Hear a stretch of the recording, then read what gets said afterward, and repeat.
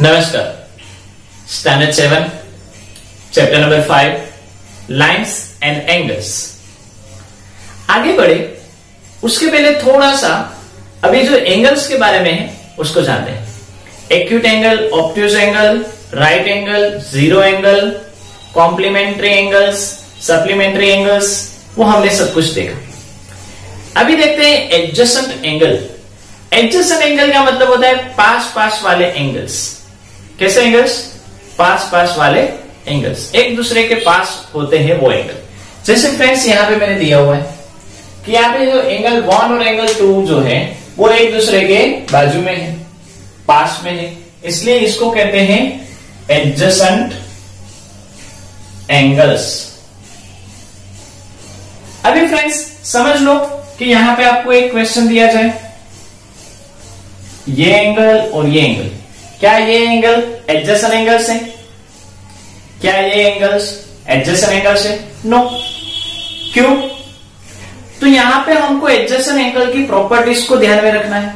तो चलो देखते हैं एडजेसेंट एंगल की प्रॉपर्टी क्या है। पहली प्रॉपर्टी कि ये जो है एंगल्स उसमें कॉमन वर्टेक्स होना चाहिए। वर्टेक्स यानी ये जो पॉइंट है वो कॉमन होना चाहिए। मतलब समझो ये एंगल 1 बना, उसमें ये पॉइंट और ये एंगल 2 में ये पॉइंट, ये दोनों कॉमन है कि नहीं? यहां पे है, यहां पे ये एंगल में वर्टेक्स ये आया और यहां पे ये आया, दोनों अलग अलग हुए कि नहीं? क्लियर? इसलिए ये जो है वो कॉमन एडजेसेंट एंगल्स नहीं है। दूसरी प्रॉपर्टी कि दोनों एंगल में एक कॉमन आर्म होना चाहिए, मतलब एक कॉमन लाइन होनी चाहिए।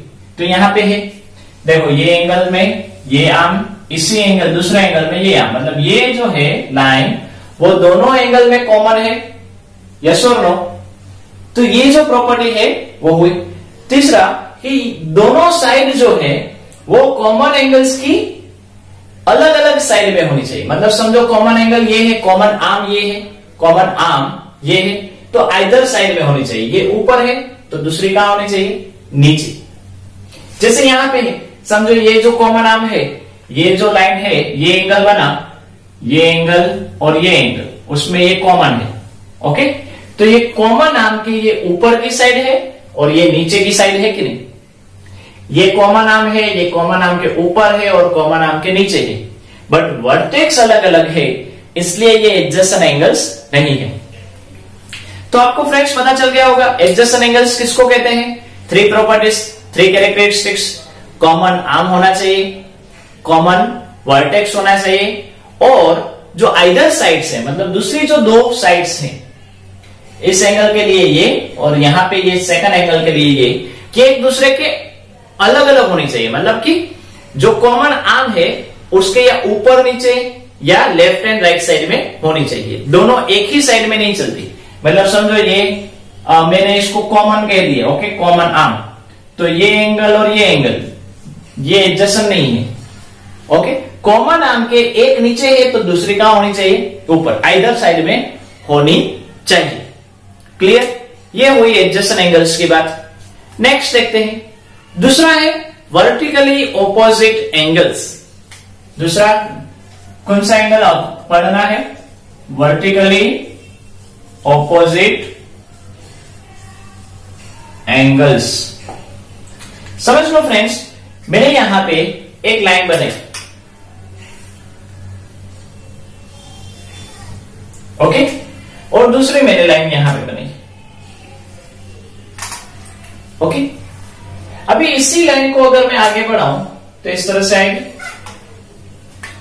अभी यहां पे हमको ध्यान में रखना है, हमको यहां पे ये सीखना है, ये लाइन इधर स्ट्रेट जा रही है और ये लाइन इधर स्ट्रेट जा रही है, तो ये एंगल और ये एंगल एक दूसरे के वर्टिकली ऑपोजिट हुए। समझ लो कि ये लाइन इस साइड जा रही है, ये लाइन इस साइड जा रही है, तो इसी तरह से ये दूसरा भी वर्टिकली ऑपोजिट एंगल हुआ।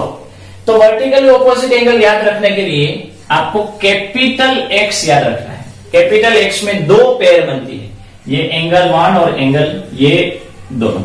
और every time vertically opposite angles same होते हैं, इक्वल होते हैं। जैसे कॉम्प्लीमेंट्री एंगल्स का सम 90 डिग्री होता है, सप्लीमेंट्री एंगल्स का सम 180 डिग्री होता है। इसी तरह वर्टिकली ऑपोजिट एंगल्स इक्वल होते हैं। मतलब समझो आपको यहां पे दिया जाए 70 डिग्री, तो इसका मेजरमेंट कितना होगा 70 डिग्री। समझो यहां पे आपको दिया जाए 110 डिग्री, तो इसका मेजरमेंट कितना होगा 110 डिग्री। ओके, एक और एग्जांपल लेते हैं। समझ लो आपको इस तरह से कुछ दिया जाए,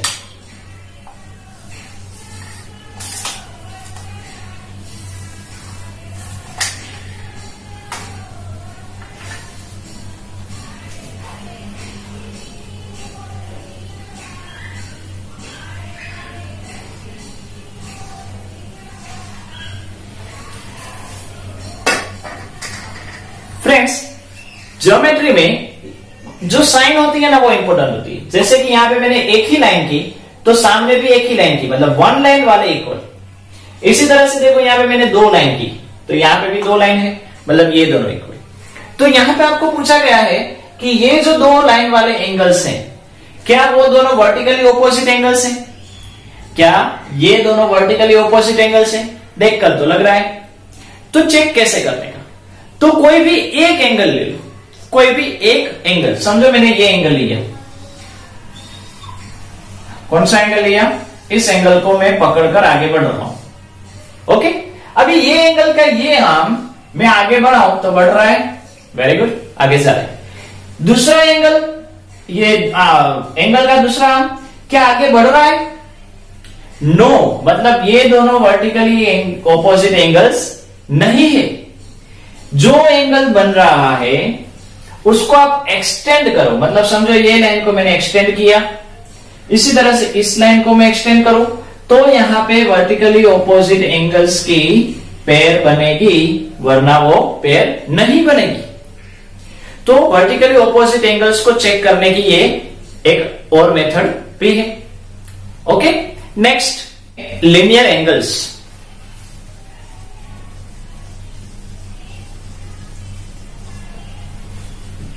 फ्रेंड्स समझ लो मैंने यहां पे एक लाइन सिर्फ ड्रॉ की, ये पॉइंट से शुरू करके मैंने एक लाइन ड्रॉ की, तो ये है 0 डिग्री एंगल। कैसा?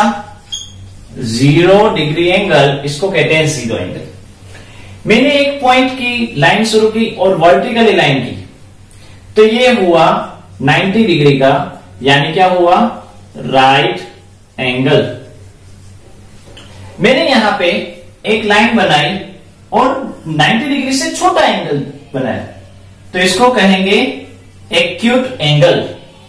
मैंने एक पॉइंट लिया, लाइन बनाई और इस तरह से दूसरी लाइन बनाई, इसको कहते हैं ऑब्ट्यूस एंगल। मतलब 0 एंगल मतलब कितना डिग्री? 0 डिग्री।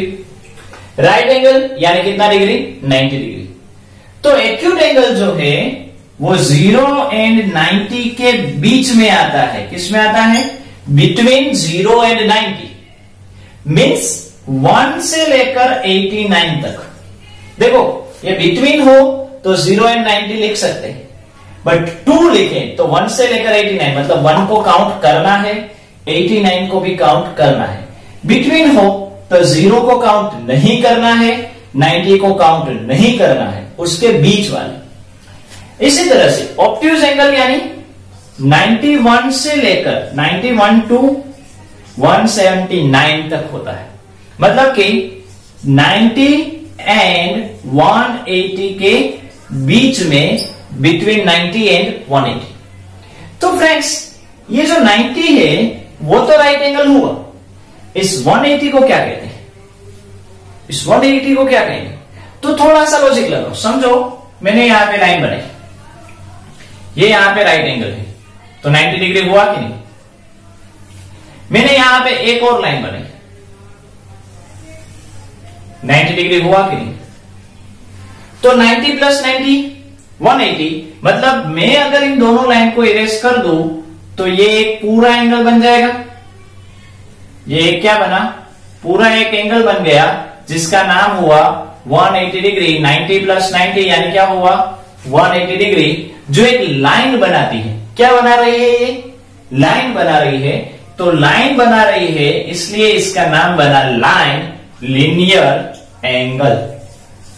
लाइन बना रही है इसलिए लीनियर एंगल। लाइन का स्पेलिंग और AR ज्वाइन कर दी, मतलब क्या हुआ, 2 टाइम्स राइट एंगल मिले तो वो लीनियर एंगल बना। मतलब एक लाइन तो लीनियर एंगल। यहां पे देखना ये है कि ये 0 डिग्री है, ये सिर्फ 0 डिग्री है। अगर मैं ऑपोजिट साइड भी ले जाऊं तो यहां पे ये जो एंगल बन रहा है वो 180 डिग्री का हो रहा है। यहां पे ये खास ध्यान रखना है कि यहां से लेकर आप इतना ही ले रहे हो, सिर्फ इतना, तो कुछ है ही नहीं। यहां पे इस साइड भी कुछ नहीं है, लेकिन आप इस तरह से आगे राउंड करोगे तो 180 डिग्री हो रहा है। मतलब क्या हुआ, 0 degree, acute angle, right angle, obtuse angle and linear angle.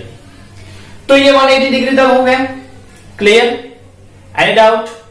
Okay, तो फ्रेंड्स ये हमारा है basic adjacent angles, vertically opposite angles, linear angles, complementary angles, supplementary angles, acute angle, obtuse angle, right angle, 0 angle, वो हमने सब कुछ अच्छे से समझा।